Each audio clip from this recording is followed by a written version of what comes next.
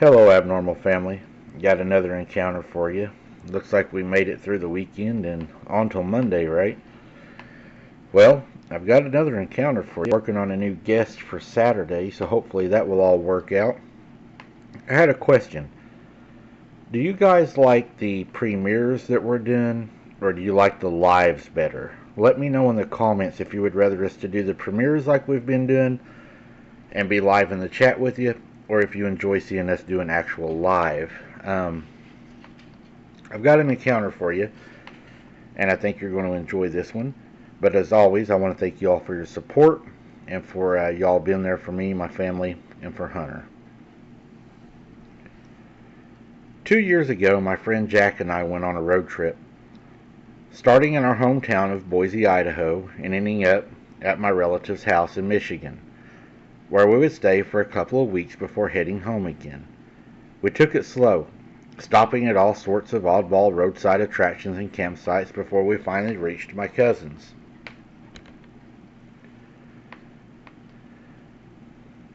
There we would be swimming and playing with my cousin's kids, taking hikes and holding bonfires.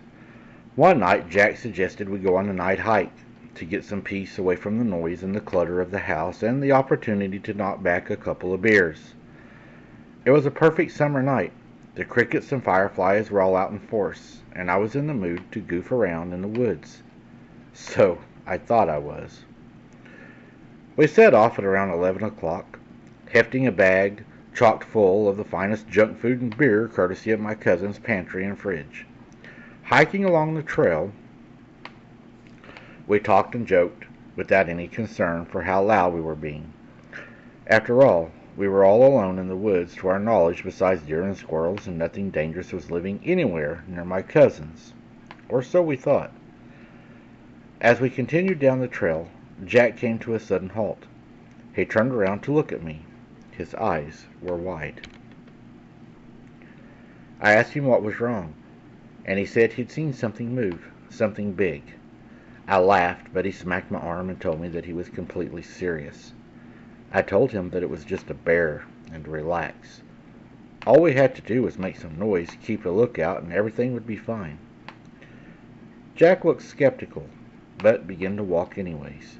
We kept going down the trail, but as we rounded an empty bend, my blood went cold. There in the middle of the trail stood a massive thing, covered in thick black fur. It had to be at least 7 foot tall, with a body like a man and the head of a wolf, maybe even a German shepherd. It stared down at us, teeth bared and almost a grin.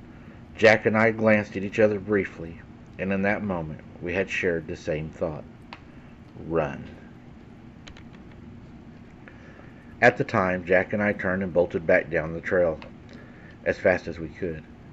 The thing kept on pace with us easily, always at our side. If it wanted, it could leap out and grab us at any second. We sprinted for what seemed like hours, out of breath and in pain. I desperately wanted to drop to my knees, but I knew it would mean the end. Finally, we saw the trail open up into one of the fields, and we broke through. The creature had stopped at the edge of the woods. We kept running all the way back to my cousin's house. We burst through the front door, screaming. My cousin and his wife came to see what the commotion was about, but we couldn't get a word in as I broke down crying. When we calmed down, we tried to tell them what we had seen, but they obviously didn't believe us. Jack and I spent the entire night huddled together, blinds down and the windows doors locked. Whatever that thing was, we didn't want to risk it getting into us. After that, we cut our vacation short and made a quick, almost non-stop trip back home. We didn't want to stick around long enough to find out what it was or if it wanted us. Jack and I didn't talk about it until a few weeks later. We'd returned home. I did some research, and I think that thing that we saw that night was either a werewolf or a dogman. I'm telling this story because I want people to know what's out there. Don't think just because you see something that it might be something familiar to the area. Don't blow things off as a bird or a squirrel or a bobcat or even a bear. because it may not be. I know that night what we seen, it was something straight from hell. These things are so vicious looking, and I know if it would have wanted us, it could have had us. I don't know if it got its kicks out of scaring us, or if it was just enjoying chasing us. I'm not sure, Mike. What are your thoughts? You know, the more you look into these Dogman encounters, it seems that they do like to scare us. And, it kind of takes you back to certain things that people in Hollywood like, and the movies they put out, Monsters Inc. for one, to where they use the screams, the fear of children. I think these things are opportunists.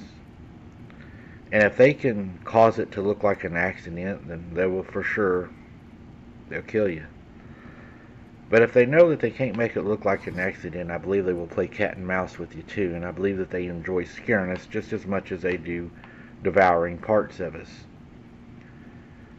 Have you ever noticed, and what I think is unique, is these creatures, every time somebody becomes a victim to them, to where there's a fatality, if you notice, the person is never entirely eaten. In fact, a lot of the person is still left intact, except for just major damage from being just mauled, pretty much. It seems that they're not hunting because they're starving. If they were hunting because they were starving, and this is just my opinion, there would be more of the body missing, or the whole body would be missing, and it would be took back for a feast. These things aren't doing that. They're not taking the bodies, back for a feast. They're not devouring most of the body except for the hard parts of the body to be able to chew or, to digest. They're leaving lots of the body, and a lot of people still alive. Brenda Hamilton, one of the ones I covered, she was still alive in the ditch when they found her. A lot of the other bodies, even the children that they're finding, they're still, the children are missing things, but they're still have most of the child there. So that would lead me to believe that they're not hunting us because they're hungry. They're hunting us because I think they hate us. They despise us, and I believe we were the biggest slap in their face at creation. They don't have a chance, and they know that we do. And I think they hate us for it. It's scary to think about it like that, but it's truly what I think. I know that if they were hungry, there would be more missing, or the whole bodies would be missing. They've got plenty of food in the woods, if you think about it. They've got squirrel, rabbit, deer, hogs, quail, dove, even the things that people leave in dumpsters and stuff. I mean, it's not like there's no food out there for them. What they're doing is from pure evilness. And whenever they get the opportunity, and I've said that since, the beginning, I believe they're opportunists. And I believe if they get the opportunity to be able to do it, to make it look like a mistake, well, then they're going to take out their vengeance on another human. And kind of like a kid, They're not starving to death, but if they do it, it's kind of like, you've got this really nice cake in the icebox, but I'm too full to eat the whole thing, so I'll just eat the best part. I'll eat the icing and leave the rest. I think that's kind of what we're looking at. Of course, they don't want to be, hunted down, because they know that once they're killed, they become disembodied, and we all know that's what they don't like, is to go to the dry places. They love to have the body to be able to experience the things that they can experience by having a body. I think these things are very smart and intelligent, but I also think they also enjoy cat and mouse with us. If they know that they can't get us and make it look like an accident, then they're going to scare the hell out of us, and they're going to chase us, and they're going to make us wish that we'd never went to the woods. Just a thought, guys. Hope y'all enjoyed this one. Hope y'all have a good day today. And until next time, keep your head on a swivel. Don't be something's dinner. And we'll see you on the next one.